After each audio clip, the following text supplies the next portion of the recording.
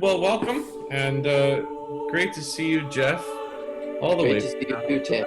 Yeah, it's. I mean, we saw each other on Zoom a couple weeks ago when we launched this recording, Yes. and here we are in the middle of summer, enjoying the weather and talking to each other on a screen. Yeah. But it's the magic of technology. I mean, it's really wonderful to see you and to get a chance to catch up a little bit too. Uh, Yes, it is. Yeah. I Yeah. I wonder if you could tell us some things about yourself. You're on this Sea Dreams recording of ours, and of course you're a featured artist as a guest artist as bass clarinet. We were planning on having you with our concert in April this past year to perform Yeah. Togni's Lamentations, but we will do that in the future yet. I Um, look forward to it. yeah, Yeah. so do we. Tell us a little bit about your work on the bass clarinet and even your work with Peter through the years. Well, that's an interesting question, right? Because my musical training was as a clarinet player. So I did my I started playing clarinet when I was 12, and I played clarinet all the way through my degree, at the University of Toronto, and then postgraduate work at Yale. It was all as a clarinet player. Mhm. And my intention back then even was to work with composition, with performance, with integrating other styles of music into classical music performance, looking for ways to incorporate improvisation. For instance, I was very interested in that at a young age. Worked with a lot of different jazz musicians and studied jazz as almost as seriously as classical. Though jazz musicians will tell you I don't play jazz. I can improvise, but I can't play jazz. They're two different things. But and it wasn't until I mean, I'll try to make this a reasonably short story. But in 1979, when I was quite a young man, and before I went to university, I went to Boulder, Colorado. I went to this summer program at a liberal arts college because there was a really interesting ensemble out there, and the ensemble was called Oregon, and they were all classical musicians that had learned to improvise. And the oboist was an extraordinary musician. The guitar player was fantastic. There was a guy that played Indian tabla and percussion, and I was very, very, very interested in what they were doing musically. So I went out to Boulder, Colorado, and I studied with them. And while I was there, the one of the members of the band was also playing bass clarinet. And that's when I heard it the first time. And it's one of those aha moments where you go, oh my God, the potential of this instrument. And I recognized that there was an instrument there that had an extraordinary range, not just in terms of pitch, but also in terms of emotional expression. And that it was a kind of either sat in the back of a symphony orchestra or the back of a concert band, or was used kind of in extreme ways in certain jazz, like Eric Dolphy and other jazz musicians that played these really, really out, experimental music with it. But I never heard somebody play it the way this guy Paul McCandless was playing it. That was lyrical, and it was intense. It was beautifully crafted, and he was playing it in tune, and he was playing with this full range of expression. And I thought, wow, there aren't many people who seem to recognize this instrument's potential. So, again, to make a long story short, I didn't study bass clarinet in university because you couldn't study bass clarinet in university back in those days. And even nowadays, it's harder to find. In Europe, it's different. There's lots of places you can study bass clarinet in Europe. So I went to university. I played clarinet, but when I got out of university, I literally went back to Boulder, Colorado, and I spent a year and a half there studying jazz and improvisation, and getting more and more, convinced that this idea of having a bass clarinet was my musical voice. But it wasn't until my early 30s that I purchased one and really got it inside it and really started to perform and really started to use it. And so, I had this back, I was playing in a lot of contemporary music ensembles. I was playing in, Symphony of Nova Scotia's, when they needed a bass clarinet player. And so, I was sort of developing a sound. And then in 1998, this was what, 12 years ago? No, this is 22 years ago. Peter Togni came to Halifax to work with me as a host on the CBC. And I was working at the CBC this whole time. You can't make a living as a bass clarinet player, Tim, but you can as a CBC music producer. So that's what I was also doing for money the whole time. So Peter and I started to work together, and naturally, because he's such an extraordinary musician, of course he was then there as he is now, we started to play together, and we started to, he's an organist, and a very, very good organist, and has considerable experience as a choral director and as a church, a church musician and a music director for a number of different churches, which is how we got to start in Calgary. And so we just started working together and playing together with pipe organ and bass clarinet, which sounds like a very weird combination, but it actually is a beautiful combination because they're both wind instruments. And that evolved into the ensemble Sanctuary, where we include Christoph Boat, which had considerable success because we signed to Warner Classics, and we toured the world many times and released a number of CDs. And, so that evolution happened. And while that was happening, and this is where, Luminous Voices come in and the work that we've done together, while that was happening, Peter was using his excellent mind, and he was listening to everything that I was doing. And he was, he loves the bass clarinet, he loved the instrument. And he was, you could just see sort of him as a sponge, absorbing the sound of the instrument and its capacity and integrating it with his musical aesthetic. And so we started working together to develop repertoire. And that's where all the repertoire for choir and bass clarinet came from. And the Lamentations of Jeremiah, which we were to perform in April, as you said, and we are going to perform in the future, which we recorded for ECM Records with the Elmerites, our singers. That was, that was the grand project that we worked on. We certainly want to do another grand project before we shuffle off our mortal coils. But that relationship that we've had musically has evolved kind of beautifully over time, and works like what you and I have performed together, and which was such a pleasure to work with you, Tim. I really mean that. And when we did Responsio, and which is such an extraordinary work, and it's a complex and rich and very difficult work to realize, because it's a chamber work, right? It's four voices and bass clarinet, and it's like you have no place to hide. You have no place to hide. It's like, and it's hard. It's complicated, and you're challenged in so many ways. Rhythmically challenged. You're challenged with the range. You're challenged in terms of expressiveness, in terms of pace. Expected to improvise, it's an extraordinary, wide-ranging, and that's where my relationship started with you.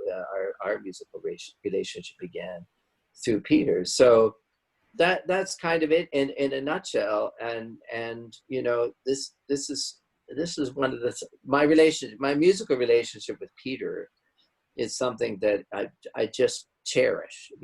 It's like it's my musical marriage. He's my best musical bud, and we've done so much together, and it's been a very, very, very rich experience. Well, it's neat to hear actually how that has grown through the years. I mean, when you talk about the grand project, sure, Lamentations, but you improvising together and doing work with Sanctuary Trio and some of your touring. And yeah, for myself, to get a chance for four of us to actually sing with you, and then have Peter as part of that project as well. Yeah. That was really the start of developing this musical relationship further, and seeing what else we could do. So Yeah. it was really amazing for us to then have another commission with someone else, with two other flautists, as the Calgary connection then for us too. But it also made great sense to bring Peter's longtime musical collaborator to work with us on this recording. So we have you on 2 tracks on this new Yeah. recording, Sea Dreams. And I just listened to it again this afternoon, and it's the space and the time I really cherish, because as we talked about in our Zoom, it was one evening. We had one I evening know. in the rehearsal hall, Yeah. and most of the choir hadn't worked with you before, so that was No. their first experience. Yeah. To get and to hear your sounds, the sounds which span the range of the vocal ensemble as well, like from the Yeah. low notes of the basses to the high notes of the sopranos, and so it really works in tandem. But I'm really happy about the space and the time and the calmness that we can hear in some of that music, as well as the dissonance. But great memories of that session back in Yeah. 2018. Well, it was one of those things for me. How do I put this? So I had the great advantage of that was dead in the middle of 3 weeks that I was spending at the Banff Center. So I think it had been at the Banff Center for at least 10 days before at least 10 days. And so, and you're every day, from the moment you wake up to the moment you go to bed, in the program that I was involved in music, and thinking about music and playing music and developing technique and immersing yourself in, so I was, when you have these other lives, you as doing the administration or doing teaching and doing all the other things you're doing, being a family person and a father and so on, these things, they're not musical immersive experiences. They may be related to music, and they might be pushing the musical, load, the human load of music forward, but they're not a deeply musical experience. So even as musicians, I think you'll agree with me that the times are rare when you can totally immerse yourself, and do it not just one day, but day after day after day, right? So I was in a pretty good groove by the time. Yes, you were.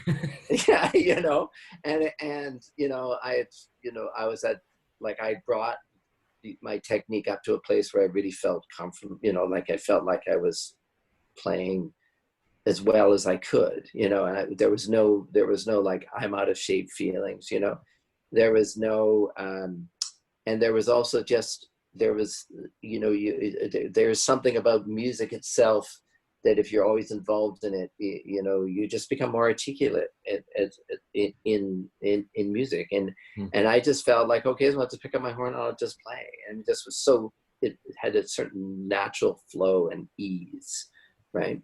Well, and I think for me, I remember that it's music that you've done before. You know Peter's style, and you helped draw us into that space because of probably where you were at the time too. Yeah. So we have this group of people getting together one evening to rehearse and record, and in a beautiful hall. Beautiful. And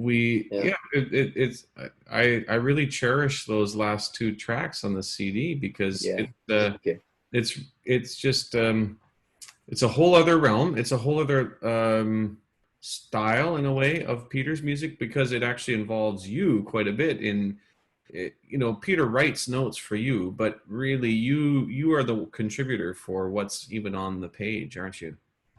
Yeah, yeah, yeah.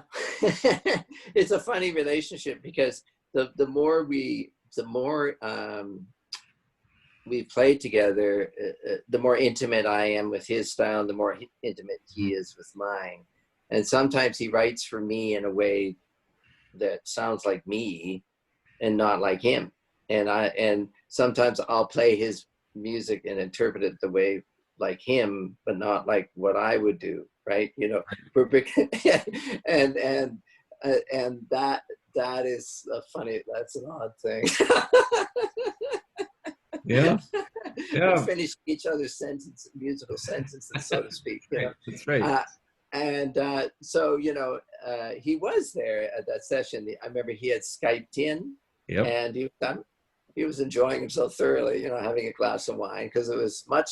I forget when it was around 8 o'clock, 7 o'clock that we were doing it. So it would have been 10, 11 here, right? So it was pretty late, and he was, but um, I feel so much better when I'm playing Peter's music when Peter is in the audience, Hmm. because there is this, I don't know, he has this magnificent benevolence,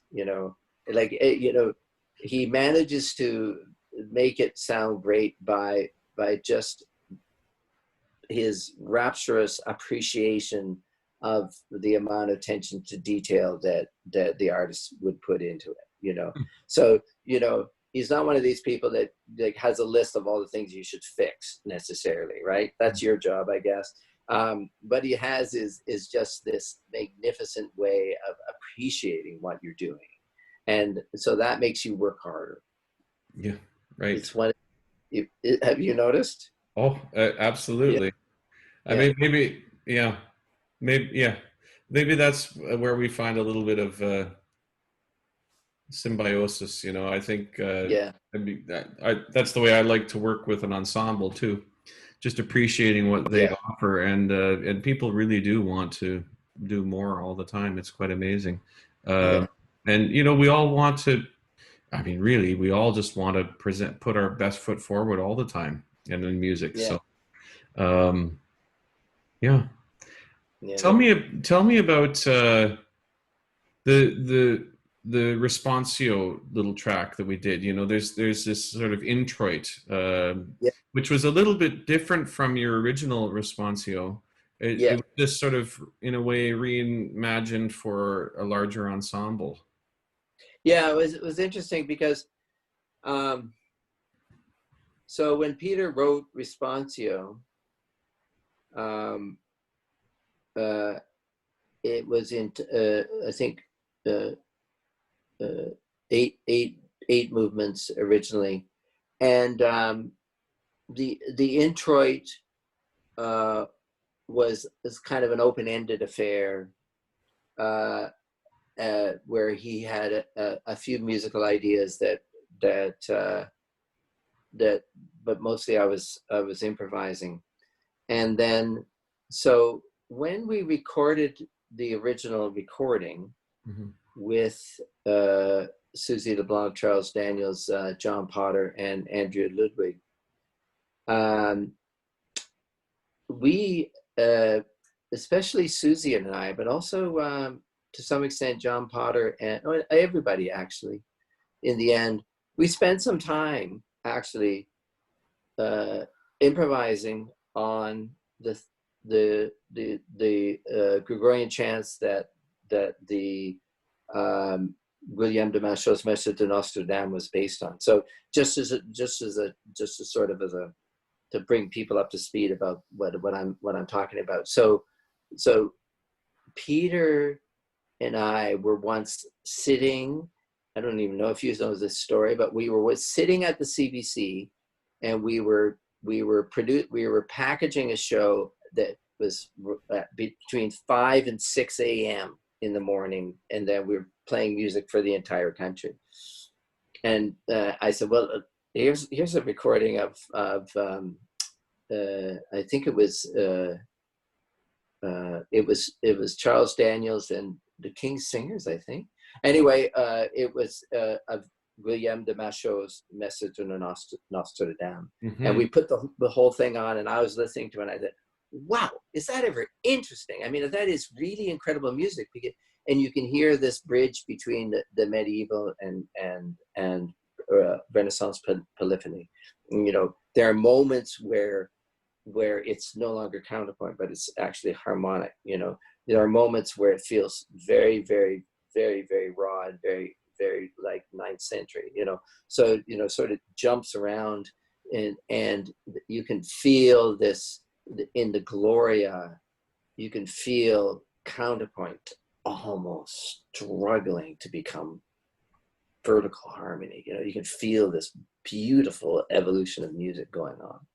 Anyway, he wrote it in 1365, and it's the first mass that was written as a through composed piece of music from beginning to end. It's kind of like Bach's B minor mass. It wasn't really, he didn't write it all in one shot. He took all his greatest hits and sort of lined them up. But at the same time, it was a through composed mass, which was an extraordinary, you know, the Kyrie Gloria, Credo, Sanctus Benedictus Agnus Dei, Ita Missa Es, and you know, all of those different sections of the mass, he had composed original material and then strung it together and had this collected work, which is really a unique idea.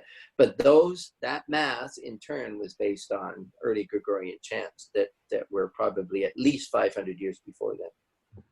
So this sense is good. This Machaut was on the bridge of something very new musically, but also drawing, like every other composer did in those days, early Gregorian chants. So when we were performing this piece, of course, Peter Togni then came back in 800 years later or 700 years later and wrote his own response to Machaut's response to the Gregorian chant. So there's this accumulating thing. And so we were sort of responding to the response and improvising together with these extraordinary singers on Gregorian chant. So some of these improvisations we recorded, and some of them were really bad, and some of them were really good. And so what Peter and I did is we took the really good ones and we kind of digitally created with the sound of it. We sort of redid this introit, which then included some of these really beautiful improvisations. And we thought it was so good, we thought, well, heck, we're just going to write it out and play it like that from then on in, right? So, and then when this opportunity came up, Peter took that whole thing and wrote it out for the choir. So it's a long story, and it's a big evolution. It's thousands of years of evolution that exists in that piece. And I remember Katie Partridge, when we were talking about this in the last thing, she talked about how much she loves this feeling of medieval Renaissance music but is placed in a very, very contemporary context, and how much she enjoys that, you know, sort of skipping the Romantic and classical periods and just connecting these two worlds, right? And boy, do I ever agree with her. That's something I really love to do too. So, and she has a big solo in that piece and sang it beautifully, and you can hear how much she appreciates that what we were doing.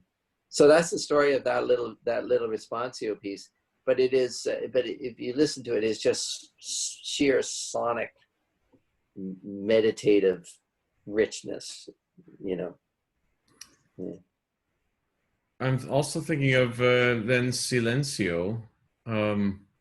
You know, when I gave you the rough edit of that, it was close to the end. We were pretty much done with editing, but wanted to give you a chance to hear. I remember you saying, "Wow, do we want to keep all those repetitions?" Yeah.